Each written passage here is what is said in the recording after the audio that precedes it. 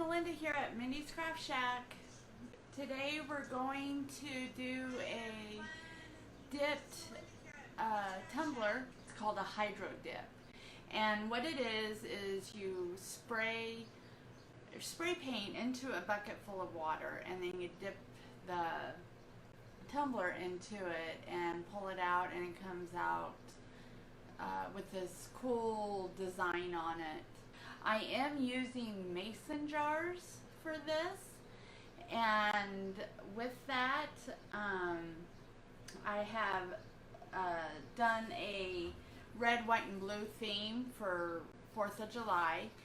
I've got a red one with a background red, background white, and then a background blue, so we can just kind of see the difference in the colors that we're using. And then I also have a clear one. Wanted to see how well that would come out. I've got gloves to dip with, and you'll definitely want to wear that, or else that will happen to you if you don't wear gloves. And these are just household dishwashing gloves, and you can get them at the dollar store. So I've also got a mask to wear because of the spray paint, and we are inside, so there's a little bit of ventilation, but not a lot. So I will be wearing a mask when I start spraying. And then I've got a heat gun, and I'm just going to use the cool setting for it, just to blow off the excess water. And then I've got a towel to put the drying racks on after it's been dipped, because some water will come out.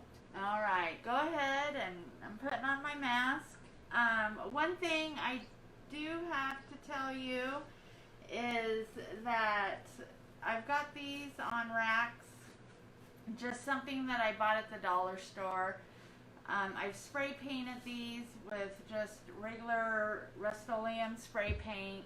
So we're going to go ahead and do the white one first, and I'm going to spray in. I've got Colonial Red. You'll want to shake it up pretty good. And you're just going to put some sprays sporadically into the bucket of water. And then I've got some ink blue.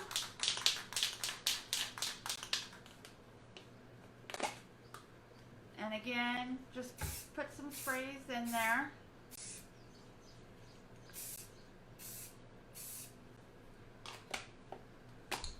Keep that lid off, actually. And then I've got some white. This one's almost gone. And this one, I'm not going to use a lot of white because the background's already white. So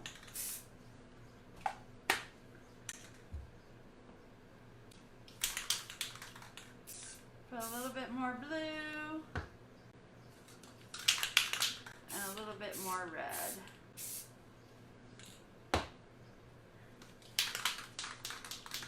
Maybe another spray of white. Alright, and then I just kind of move it around. I don't know if you can see in that, but how it's kind of making a design there.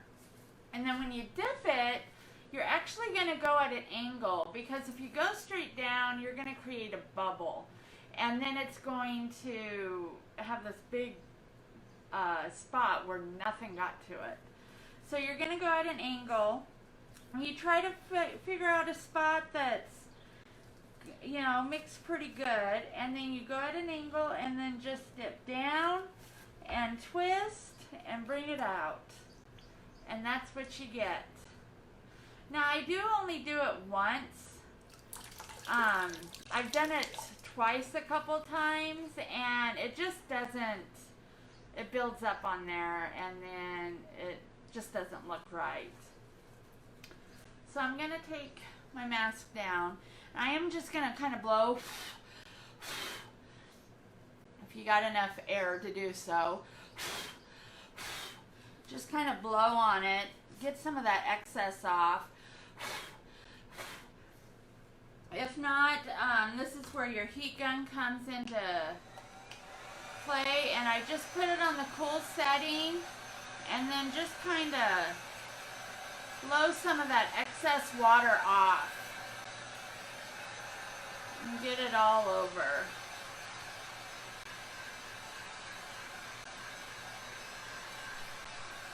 And you know, the nice thing about this is no cup is ever going to be the same.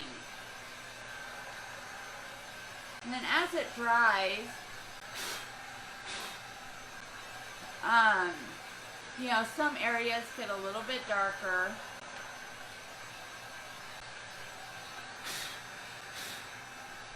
And then we'll just put that to the side. And just a FYI, you can get this heat gun. It's a Wagner heat gun. You can get it at Home Depot for like 40 bucks. It's really a good deal if you're doing heavy duty stuff. Now, since we're going to use the same colors, I don't have to change my water out or anything. But I will have to add more paint to it. So, up goes the mask again. And let's see, let's do the red one next. And I'm going to put more blue in this and white. This is actually the white one. And here's the blue. And this is all, let's see, this is actually satin. But my white is flat. I always tend to buy white flat paint. I don't know why. And then I will put a little bit of red in it, but not much. And then we're just going to kind of twirl it around so it kind of mixes. And I do want to add a little bit more white and blue. And remember, I do have the exhaust fan on. Don't do this inside unless you have an exhaust fan, because you could, you know, get high from the fumes. So, alright. So now we're going to dip the red one. And we're going to take it just like we did, slanted, and then just start twirling it, and then bring it out. See, it didn't get a lot of the color on there. But it still looks cool. I don't know if that's just because of the background was so dark or what, but it still looks pretty cool. You still got a lot of the red, white, and blue going on. So, again, kind of shake it off. If you're going to epoxy this, you want to make sure these are totally dry. Because if while you're epoxying and there's a bubble of water and that bubble breaks, the epoxy isn't going to adhere to this at all. It's going to cause a lot of problems. So, make sure it's all dry. And these I'll let actually set for like 6 hours before I even epoxy them.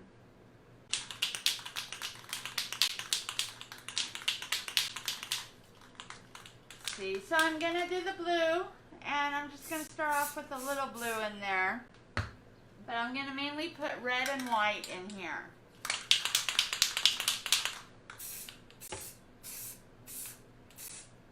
Again, make sure you have your mask on because of these fumes.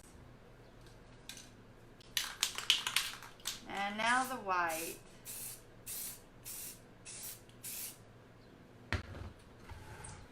And then I'm just going to kind of twirl it and get a good design going there. Oh, there we go. Make it happen. And again, you're just going to go at an angle and all the way down, twisting. Now that one's pretty cool. That one turned out neat. I just love the designs that it comes out with because you never know what you're going to get. It's a mystery every time. All right. And again, just blow it off.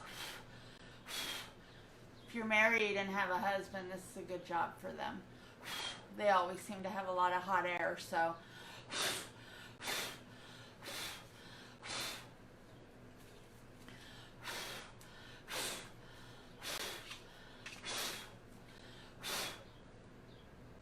So we've got one more to do, and it's the clear one. And so I want to see what it's going to come out with no base on it. And because I haven't done one yet without a base color on it.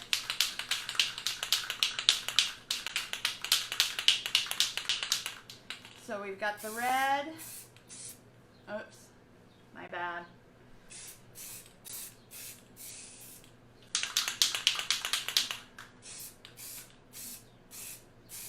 The red.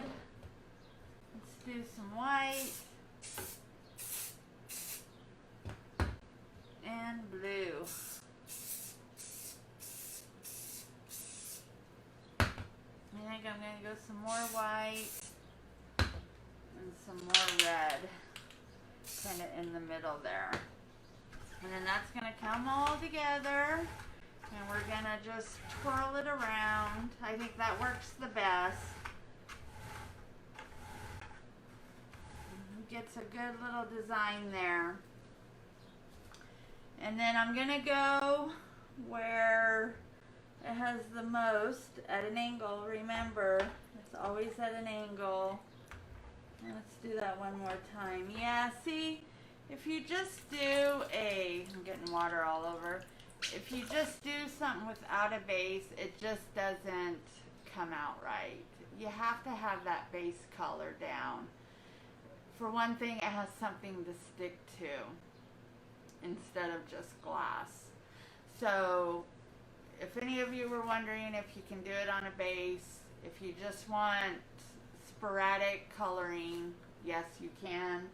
But if you want it to cover your whole cup and more of it stick to it, then you'll need a base.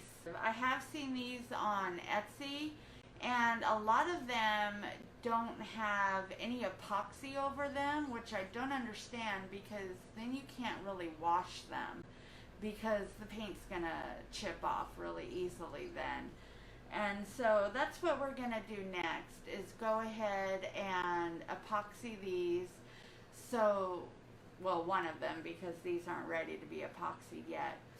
But we're gonna go ahead and epoxy one that I did earlier today, so that you can see how I do that. And we're just going to put one coat on. So I'm just putting on some gloves because we are going to be working with epoxy. And this epoxy, it does get irritated. It does make the skin irritated, so always wear gloves. And these are nitrate gloves, and they're the best ones to wear. So what I'm going to do is I have epoxy here. Now this is FDA approved. So if your food or mouth comes in contact with it after it's dried, don't do it while it's wet, but after it's dried and cured, if you, food comes in contact with it, it's not going to harm you in any way. So if you ever buy epoxy, make sure it is FDA approved. This is this brand of epoxy is called Amazing, and it's really good stuff. And like I said, it is FDA approved. So what I'm doing is I have 2 medicine cups, and you have a part A and a part B, and I'm filling it up to 10 mils. And it has to be, it's 1-to-1 ratio in order for it to cure correctly. And this is the cup that I did earlier. Actually, mason jar.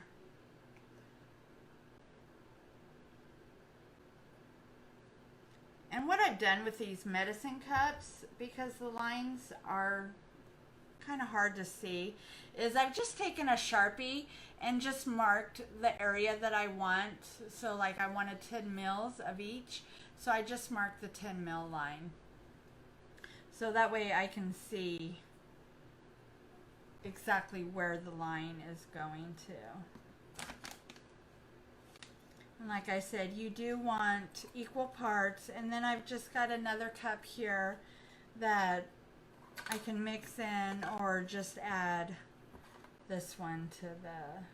So I'm just stirring now and mixing well. When you're mixing this, I don't know if you can see, but it does become cloudy when you mix the two together. And you'll know it's mixed when that is a clear. You can see right through it. And this will get some bubbles in it, but I don't worry too much about the bubbles because I take a heat torch and I go ahead and put heat to it and it pops the bubbles, brings them to the surface. And you see how that's turned clear. Like I said, it will show some bubbles, but you will make those bubbles pop when you put heat to it. I have the mason jar on a turner, and so, but I'm not going to turn that turner on yet. I like to go through and just start spreading the epoxy around the cup or jar.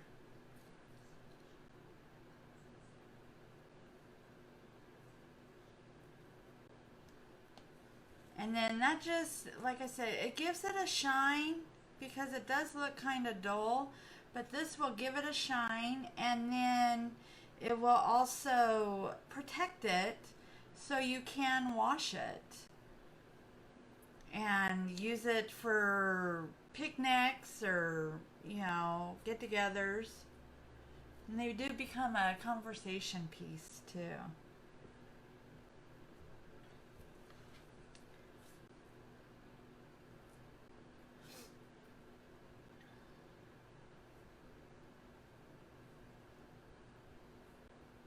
And I did keep the lid on these, well, the rim of the lids on these, just to give it some character.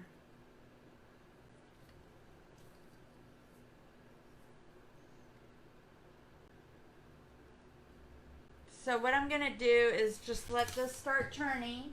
I'm just going to turn on my turner, and that's going to keep everything even.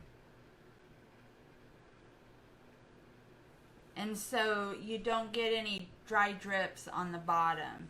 So you want this to turn for at least 6 hours until it's, you know, it's still going to be sticky, but it's not going to drip anymore.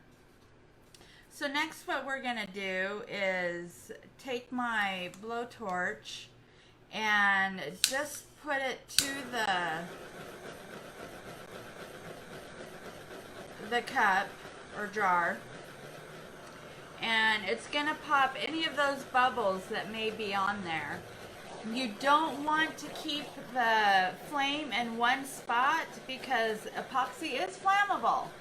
So you want to keep it moving and not in one area, or else you'll get this big flame.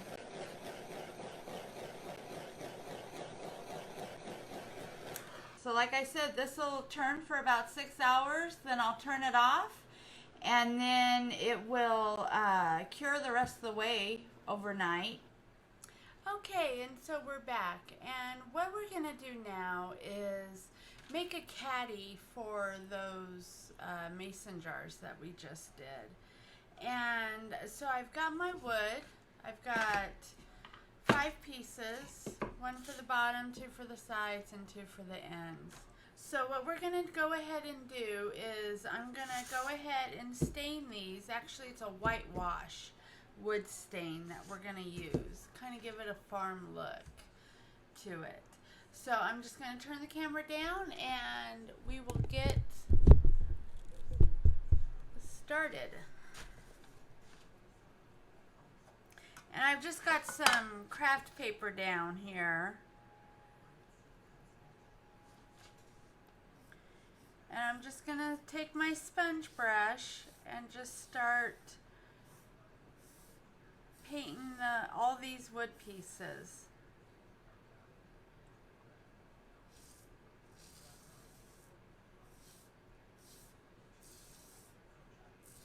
I did give it a rough sanding. I wanted it to kind of look rough and kind of beat up a little bit to give it that old look.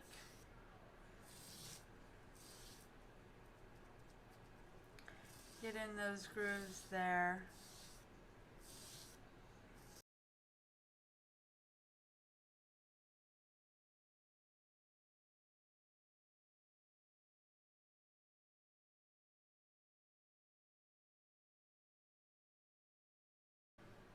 Alright, almost done with this.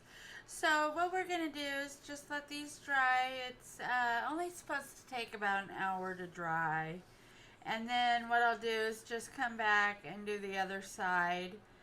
And then I'll just meet you back here when they are all dry and I'm putting them together.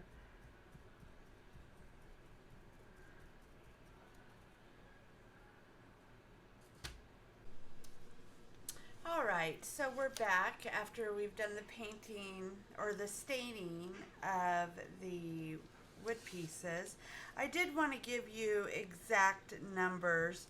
So the bottom piece is exactly 10 inches. And then your 2 long side pieces are 11 and 1/4. So you'll want to do 2 long pieces for the sides at 11 and 1/4. Then your 2 end pieces are 3 1/2. So 10 inches for the bottom, 11 and 1/4 for the sides, and 3 1/2 for the ends. Alright, so what I'm going to do first is just put the ends on. And I've got a Ryobi nail gun that works really easy. So you're just going to line up, and I'm taking the more distressed side and putting those on the outside just because I really like the look of that.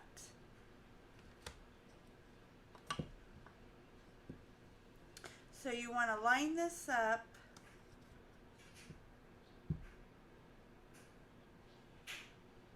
evenly.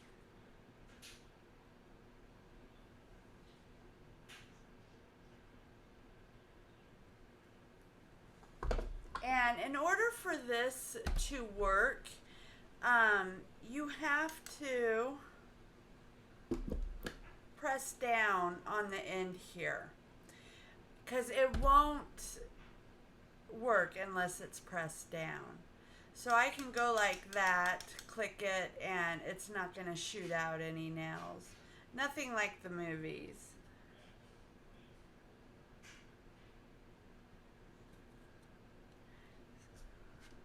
So keep it steady. And I'm lining it up. I'm just going, leveling that.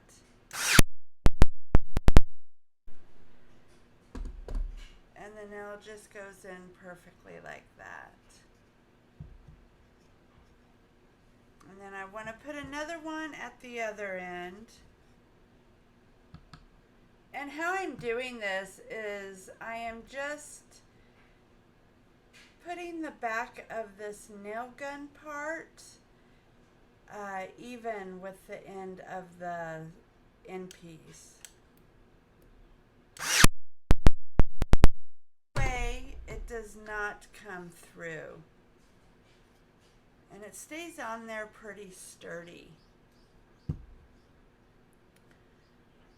So again, I'm just taking the more distressed side and making sure that is on the outside. Again, just because I really like the look of the more distressed.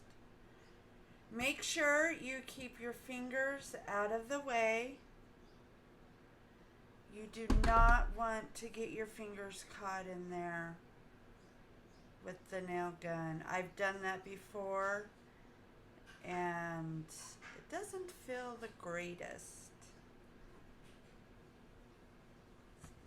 Alright, again, evening it up.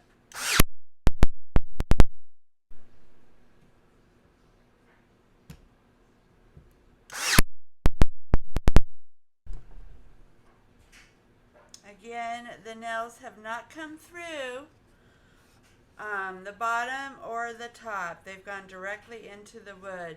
So if you take this, just like I showed you here, let me see if I can turn this around. What I've done is just even it up like so, and then press down and pull the trigger. All right, now we've got our two long end pieces or side pieces, and we're just going to do the same way with that. We're going to even them up.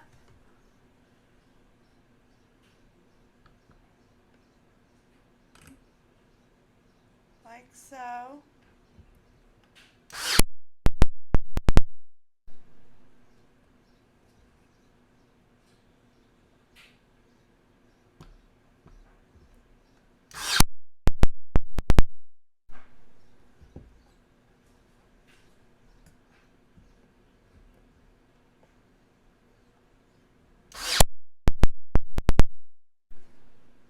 I put 3 in the bottom, and then we're gonna do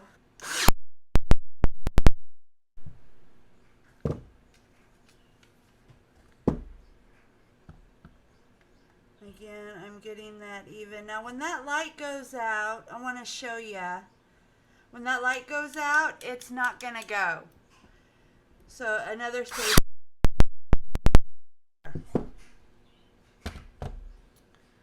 Alright, and you see it's pretty sturdy.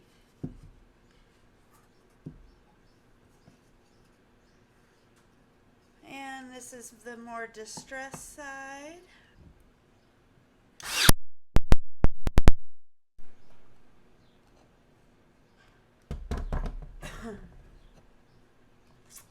That did come up a little bit. So the nice thing about this is you can just go like so. Bring it up.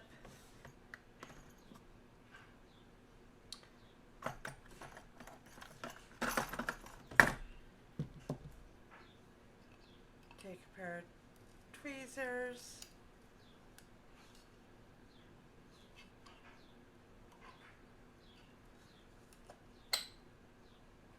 And just start pulling it out.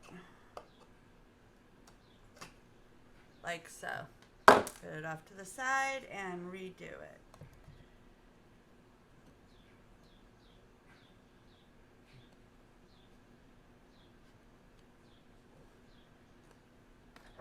And I'm actually going to go down a little bit just because that bottom piece kind of wants to stick out. So I want to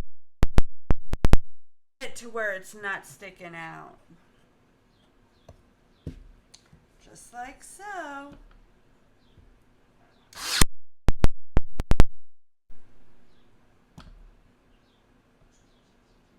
If you start getting too fast, you may on the side. So I've got a couple of oopsies here, and I'll show you how to fix those up.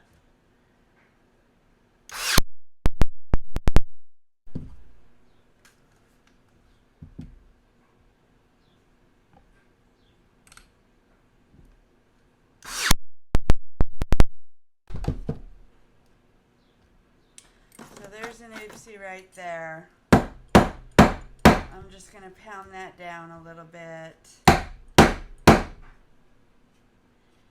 so that nobody catches themselves on it. And it does look like this end did get pushed out a little bit, but really, oops, I forgot a spot. But really, it's not a big deal. Alright, and so I see where on the side here, my nail did come out. So what I'm going to do is just kind of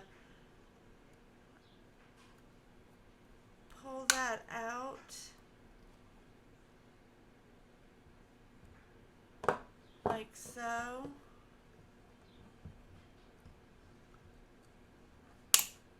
And clip it off. And then I'm going to go and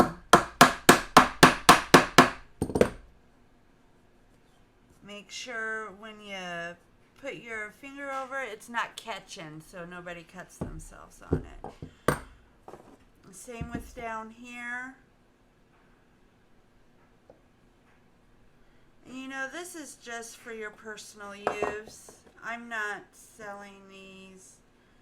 This one in particular. This one is just my personal use. And nice and smooth. So I did miss a spot. I'm just going to go over this real quick with my stain. And then I'll be back with the final project. Alright, and there you have your final project. It comfortably fits your 3 one-pint mason jars in it, and easy to carry around. Now remember, with these mason jars, you can either put silverware or floral arrangements, whatever you like. So if you like this video and want to see more videos from Mindy's Craft Shack, don't forget to hit the subscribe button. Also, go ahead and give it a thumbs up and leave a comment. See you next time. Love you. Bye.